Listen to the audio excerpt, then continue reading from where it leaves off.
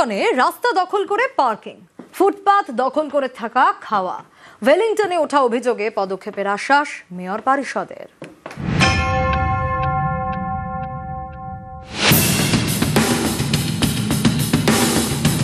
এটা ওয়েলিংটনের রফি আহমেদ কিদওয়াই রোড।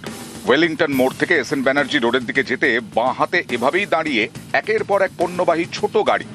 অভিযোগ, এই পার্কিং এর কোনো অনুমতি নেই, সবটাই বেআইনি। এখানে সারি সারি ধরে দাঁড়িয়ে রয়েছে গাড়ি, নাইট পার্কিং রয়েছে, কিন্তু এই দিনের বেলায় কোনো পার্কিং নেই বলে পুরসভা সূত্রে খবর। আমাদের পার্কিং আছে, নাইট পার্কিং আছে। নাইট পার্কিং তো দিনের বেলা থাকে না। আছে পার্কিং, আপনি বন্ধ করেন না। দেখাচ্ছ তো, আপনি গাড়ি দেখুন গিয়ে, আপনি গাড়িকে দেখুন না আছে কি না। কে নিয়ে কারণ দেখাচ্ছে?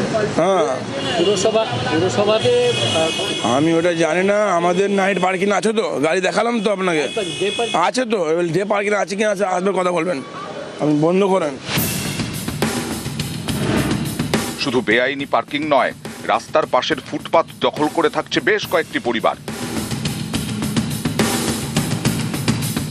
51 নম্বর ওয়ার্ডের রফি আহমেদ কিদওয়াই রোড, আর তার গুরুত্বপূর্ণ জায়গায় এই ফুটপাত রয়েছে।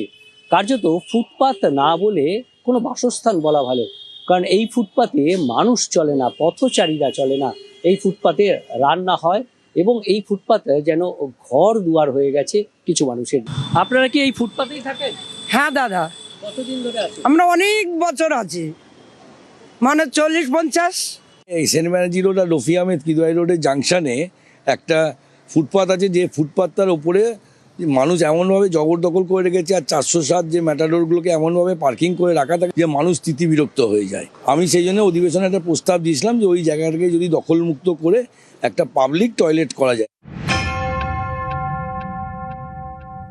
কাউন্সিলর যে অভিযোগ করেছেন, আমি মনে করি সর্বাংশে সেটা সত্য। এক্ষুনি এটার আমাদের মনে হয় বন্ধ করা দরকার। অভিযোগ আমরা কাউন্সিলরের কাছ থেকে পেয়েছি। বেআইনি পার্কিং থাকলে পুলিশকে আমি বলবো সমস্ত বেআইনি পার্কিং সরিয়ে দিতে, আর আমরা কাউন্সিলরের সহযোগিতা নিয়েই ফুটপাতটা দখলমুক্ত করব। ক্যামেরায় রাজীব সিং এর সঙ্গে বিশ্বজিৎ সাহা, নিউজ 18 বাংলা। ইউনূস শাসনে ভারত বিদ্বেষ, হিন্দু নিপীড়ন। পদ্মাপাড়ে বিএনপির প্রত্যাবর্তন হতেই পরিবর্তনের হাওয়া। বিএনপির চেয়ারম্যানের মুখে শৃঙ্খলা রক্ষার কথা, ঐক্যের বার্তা।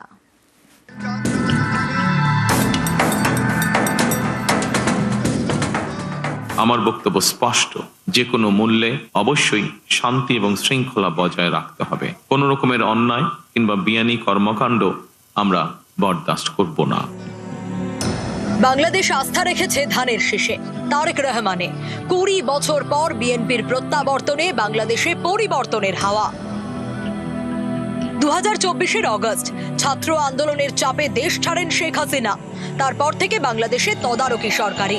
ইউনূস শাসনে প্রায় 2 বছর ধরে নৈরাজ্য দেখেছে বিশ্ব। বাংলাদেশে ভারত বিদ্বেষের বীজ বপন হয়েছে। সংখ্যালঘু খুন এবং নির্যাতন কিছুই বাদ যায়নি। সেই আবহে বাংলাদেশে একক সংখ্যাগরিষ্ঠতা নিয়ে জিতেছে বিএনপি। দলের চেয়ারম্যান তারেক রহমানের মুখে ঐক্যের বার্তা। আমি বিশ্বাস করি জাতীয় ঐক্য আমাদের শক্তি, বিভাজন আমাদের দুর্বলতা। দলমত, ধর্ম, বর্ণ কিংবা ভিন্নমত যাই থাকুক, কোনো অজুহাতে অবশ্যই দুর্বলের উপরে সবলের আক্রমণ আমরা মেনে নেব না। ন্যায়পরায়ণতা হবে আদর্শ। এ বিজয় বাংলাদেশের, এ বিজয় গণতন্ত্রের। আজ থেকে আমরা সবাই স্বাধীন। আমার বক্তব্য স্পষ্ট, যে কোনো মূল্যে অবশ্যই শান্তি এবং শৃঙ্খলা বজায় রাখতে হবে। কোন রকমের অন্যায় কিংবা বেআইনি কর্মকাণ্ড আমরা বরদাস্ত করব না। প্রতিটি বাংলাদেশী নাগরিকের জন্যই আইন সমান।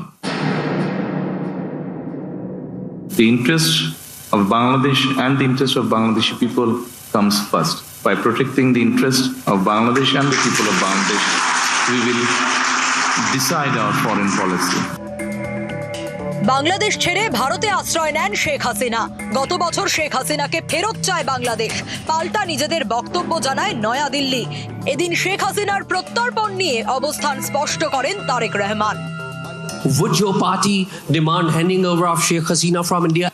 That depends on the legal process, of course. বিএনপির প্রত্যাবর্তনে বাংলাদেশে পরিবর্তনের হাওয়া। একসময় যে ঢাকা বিশ্ববিদ্যালয়ে কট্টরপন্থী জামাতের দাপট দেখা যেত, সেখানেও উৎসবের মেজাজ, গান বাজিয়ে উদযাপন। নিউজ 18 বাংলা।